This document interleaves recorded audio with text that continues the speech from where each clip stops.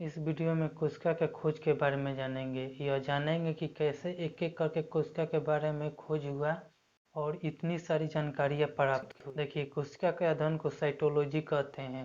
Cytology में cyto का मतलब होता है कोशिका और लोगस से लॉजी बना है जिसका मतलब होता है अध्ययन करना। साइटोलॉजी को 1892 में जीव विज्ञान के एक अलग शाखा के रूप में स्थापित किया गया, जिसे हिंदी में कोशिका विज्ञान कहते हैं। कोशिका विज्ञान के भी बहुत सारे आगे चलकर शाखाएं बनी, जैसे कि कोशिका आकृति, कोशिका शारीरिक विज्ञान, कोशिका आनुवंशिकी जैसे बहुत सारे शाखाएं बना। कोशिका की सबसे पहले खोज रॉबर्ट हुक ने 1665 में कॉर्क का अध्ययन करते समय किया। कॉर्क पेड़ के छाल का एक मुलायम भाग होता है। उन्होंने खुद के बनाए सूक्ष्मदर्शी से जो बहुत कम आवर्धन क्षमता वाला था। आवर्धन क्षमता लेंस या दर्पण की क्षमता होती है, जो ये बताता है कि कोई लेंस या दर्पण किसी वस्तु को कितना गुना बड़ा करके दिखाता।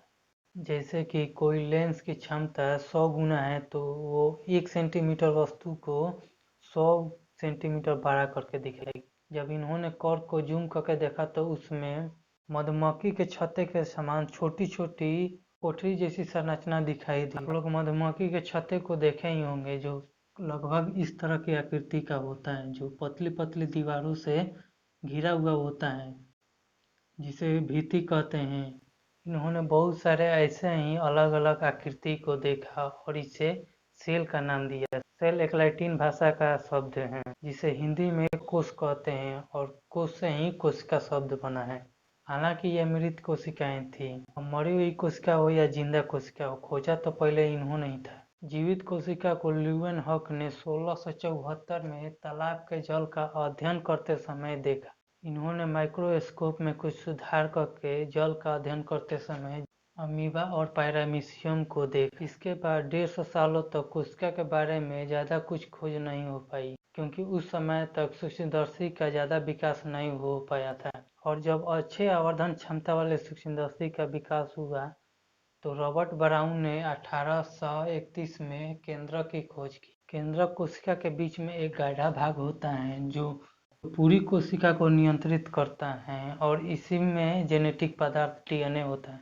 कुछ सालों बाद मैथियस स्लाइडर ने 1838 में बहुत सारे पेड़ पौधों का अध्ययन किया और इन्होंने भी देखा कि पेड़ पौधे कोशिकाओं से ही बने होते हैं। लगभग उसी समय थियोडोर सामान ने 1839 में बहुत सारे जीव जंतुओं का अध्ययन किया और पाया कि जीव जंतु भी कोशिकाओं से ही बने होते हैं। इन्होंने कोशिका के बाहर एक झिल्ली को देखा, जिसे कोशिका झिल्ली का नाम दिया। इन्होंने पेड़ पौधों की कोशिकाओं का भी अध्ययन किया और देखा कि कोशिका झिल्ली के बाहर एक और मोटी परत पाई जाती है, जिसे कोशिका भित्ति का नाम दिया। और इन्होंने कहा कि कोशिकाएं ही सभी जीवों की संरचनात्मक और क्रियात्मक इकाइयां हैं। इन दोनों ने मिलकर कोशिका का सिद्धांत दिया और कहा कि सभी जीव कोशिका और कोशिका उत्पाद से बने होते हैं। कोशिका उत्पाद का मतलब है कि जो हमारे दांत के बाहरी परत होता है वो कोशिका का नहीं, कोशिका उत्पाद से बना हुआ होता है, जो बहुत ही मजबूत होता है। ये कैल्शियम कार्बोनेट का बना होता है। हालांकि इन दोनों ने ये नहीं बताया कि नई कोशिका कैसे बनती है। कुछ सालों बाद रुडोल्फ विर्चो ने 1855 में कोशिका सिद्धांत में सुधार करते हुए कहा कि नई कोशिका पूर्व स्थित कोशिकाओं से ही बनती हैं। कोशिका विभाजन के द्वारा 1 से 2 बन। 1839 में ही पुरकिंजे नामक वैज्ञानिक ने कोशिका झिल्ली के अंदर के द्रव को खोजा और इसे प्रोटोप्लाज्मा या कोशिका द्रव का नाम दिया। कुछ सालों बाद 1861 में मैक्सवेल ने कहा कि कोशिका प्रोटोप्लाज्मा का एक पिंड है। इसे प्रोटोप्लाज्मा मतवात भी कहते हैं। प्रोटोप्लाज्मा या कोशिका द्रव जेली जैसा एक लिक्विड पदार्थ होता है जो चिपचिपा होता है। ये बिल्कुल जेल जैसा होता है जो बालों में लगाया जाता है। नेक्स्ट वीडियो में कोशिका के अंगों के बारे में डिटेल से जानेंगे। तब तक आप इसका एक स्क्रीनशॉट ले सकते हैं।